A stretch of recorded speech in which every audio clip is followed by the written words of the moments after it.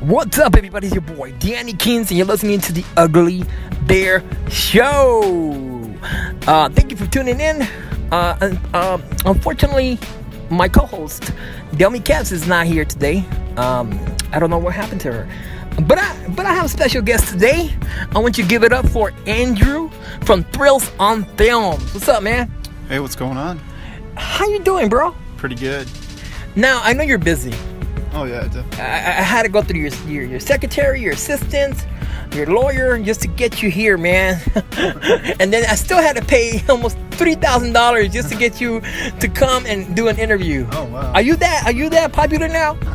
Yeah, hopefully one day, I guess. And so the people that don't know you, what do you do, man? Yeah, I'm a videographer from Los Angeles, California. Okay. I run a company called Thrillsonfilms, and what we end up doing is we shoot a lot of different things, such as models, social media commercials, Okay. and a lot of. I do also a lot of freelance stuff. I do a couple short films, but overall, that's pretty much what I've been doing lately with the company Thrillsonfilms. I don't know if you want to talk about the equipment that you use or what kind of software do you use for all this. Oh, there's quite a bit of equipment actually. Some of your best equipment that you have. Well, it's not about like best equipment. It's just mainly because you can have really good equipment and it's still gonna look like crap. But it's mainly. It's like a saying that I heard before is that it's not the sword, but it's the man that uses the sword. Right? Yeah. Or the other saying I also heard was it's not the wand, it's the wizard. Yeah, I wouldn't say I have like a $10,000 camera, but I got a couple of cameras. I actually love to shoot with the GH5, the Panasonic one. It's like a mirrorless camera. It's actually a pretty good camera. Okay. I also do have a professional one, but it's actually kind of old. It's like what is it? It's a Panasonic AF 100. Yeah. Okay. It's pretty. But overall, like I do have a lot of equipment, but I would say it's not really the equipment that makes a good video or short film.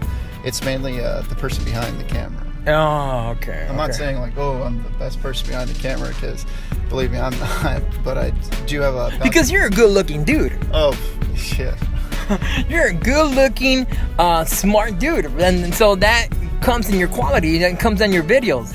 Yeah. So when you see his videos, and you're single, right? Yeah. Alrighty then. Hey, any girls out there, huh? You looking for somebody who's in the business? I got your guy here. Yeah, I always figure I would be the person behind the camera. Yeah, I'm not like the $1 million models that everybody like. Oh man, like shoot, like say for instance, like Calvin Harris. Man, I wish I would look like that guy. Yeah. Oh, okay. But do you who do you look up to, like when it comes to production and stuff like that? Production, well, it depends. Like so there's music video directors. Okay. And there's also actual directors that shoot film. So music directors.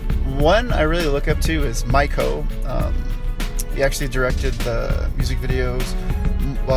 One that I really know of is the Usher video with Chris Brown. Okay. I believe it's called Flame. Flame, yeah. Yeah, I was just looking at it and I was like, wow, this guy, like his crew and everybody that he has a really big crew too. Yeah. I was hoping one of these days I can get like that, but you know, just seeing the crane shot when it swooped right under Usher and he's dancing with the sky shot, man. And then another couple shots where Chris Brown is on kind of like a pool and he has these women next to him, but it seems like he's floating and like they're on this platform, so they're even using the crane shot going over it, and I'm just like, wow, I really wish I can have like a big production like that. But okay. Yeah, so I look up to a lot of times Mike Ho. There's another, oh shoot, I forgot the director's name, but he directed Avenged Sevenfold Seize the Day. Okay. Yeah, okay. I like that song. Yes, because he actually worked with a lot of other artists, such as Michael Jackson, I believe. I was reading this on Google, or actually Wikipedia, if I'm not mistaken. I believe he worked with Britney Spears. He's actually, I can't remember his name. As you know, a lot of directors don't really get much of the credit. I mean, well, they do, but it's just you'll never know all the names of the directors as you would like all the stars. And I think that's an issue now, because a lot of times people look at the artist, but they never look at the music or the direction or the creativity that came with it. Oh yeah, like say the music videos, like a lot of times it's like, who's that director's name? But like, it's just one of those things that, you know, you could either be the person in front of the camera or behind it. But I could be wrong with this, but from what I've seen, it's easier to always search an artist, which is true, of course, but it's harder to see the director. Like, say for instance, like, everybody knows like big names such as like Michael Bay, Steven Spielberg, and which I would always love to work with one of the big guys, Steven Spielberg, for films and stuff. Hey, Steven Spielberg, if you're listening to this, my man, Thrillsonfilms, Andrew wants to work with you, man. Yeah, I pretty much like I would be lucky if the production gods would hear that one. another really crazy director that I really do like his style, which is Quentin Tarantino. Oh yeah. Yeah, you gotta love those bloody films and everything. You know, even in my production company, we and you know this, we love creativity, but we like gnarliness like that. Oh yeah, that's crazy. Very bloody, gory, and stuff. I know, but he's actually I love his films. Like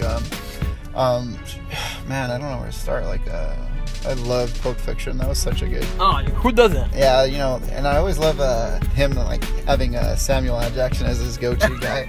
You know, just bombing the MF all the time. Yeah. It's pretty crazy film, especially like Kill Bill.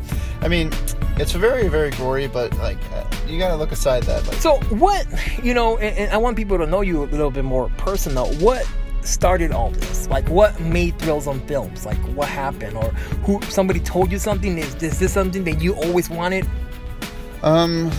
One thing I always had a passion for was for music, and music is like one of the biggest things that inspires me. Like, I don't know how to feel it. Like, it's crazy. Like, when you hear a good song, you hear like an emotional song, a lot of people get really sad or whatever, but I'm gonna ramble for a sec. No, go ahead. But it's crazy because like emotion when it comes to music and stuff, and then if you put it into a music video, I always loved music videos. And like there's always something that, you know, you could tell it in like 3 minutes. It would be like pretty crazy, where you have like the beginning, the middle, and the end, but at the end it kind of has like a twist to it for a music video. And that's really, what's a good music video that I liked? Okay, so there's this band called Foster the People, and the song is called Hell and Beats. I loved Hell and Beats, and I loved the music video where they kind of had this end of the world where kids rule the world and stuff, and then at the end a normal man, which is like probably like a guy in his 20s, ends up getting captured by the kids, and then they end up turning him into a kid. It's pretty crazy. I really love that song. And then the Calvin Harris music videos where I love Sweet Nothing, and then Blame It on the Night. Like I forgot the director's name. I'm really bad when it's. I think it's. Dude, I can't even say his name. I forgot. And so you saw these videos, and what made you say, you know what, I can do this? Do you remember the first camera that you bought? Oh yes, my first camera that I bought was a Nikon D3100, and it was a DSLR camera that I paid $300 for. And it was still, when I bought it, like they still had like some in stock, but that camera ended up being like a 3-year-old camera that somehow was still brand new that some old store had. So I was like, all right, cool, I'll take it. And that was my first camera. And then I moved over to the T3i, the Canon version, which I loved it because you can always switch all different types of lenses and put them on there. And and then I ended up going from like the DSLRs into the mirrorless. And I started falling in love with like Panasonic. I love Panasonic cameras. And then I started learning into other cameras. And there was this one called the Red Epic, which is actually a really cool camera. But the problem is they're really freaking expensive. Like just probably the body alone, you're looking over into $10,000 easy just for the body alone. And these cameras go from $10,000 to $50,000. And wow. Yeah, camera equipment is very expensive. And then I was like, I need to stop buying cameras. I always have once I get into something, I hate it because I get so into it. I love one of my favorite cameras I love is the GH4 and GH5. I always wanted to get that camera because when you're coming from like a Canon like a Canon Rebel series and stuff, Yeah. you start looking at 4K and stuff, and you're like, wow, 4K looks looks 4 times better than 1080p, and then you realize you buy the camera, and then it sucks up a lot of data, and it's not as efficient when you're on set. So, can you tell us a story where on set, you had it planned, but it didn't go the way you planned it? Well, there's multiple times. I remember one time we shot this music video for an artist, and we actually ended up getting kicked out of 2 locations because we didn't have either a film permit, or they didn't discuss it with people in charge. Like, we were at this motel room, and I remember this. We were working at I was working with a company called Authentic Films, and we were at this motel or hotel, I believe. It was actually a pretty nice hotel, and the 2 artists actually had like 20 close to 20 to 30 I'd say about 20 to 30 people, and then they went inside the motel room, but then we were supposed to do this pool shot, and like we had so many people come in there, and then they shut us down, and so we got kicked out of the pool, and so then we actually ended up going from a really nice hotel room, which we didn't have any permission to shoot at, to some hole in the ground where the guy had an apartment complex, and we're shooting that had a pool scene. So then it came out all right, but like I said, it's, number one is like planning it out is key. Yeah. The artist told us that he had a lot of stuff planned out when really he didn't. And another one was where I had this music video where we were supposed to shoot with actual women, and the artist said, "Don't worry, we'll get the women."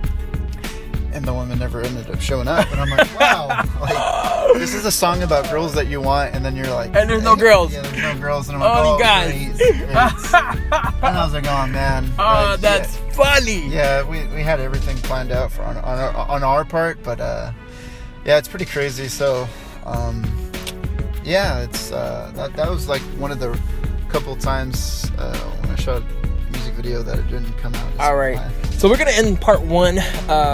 Listen to part 2 because it's gonna be very fun.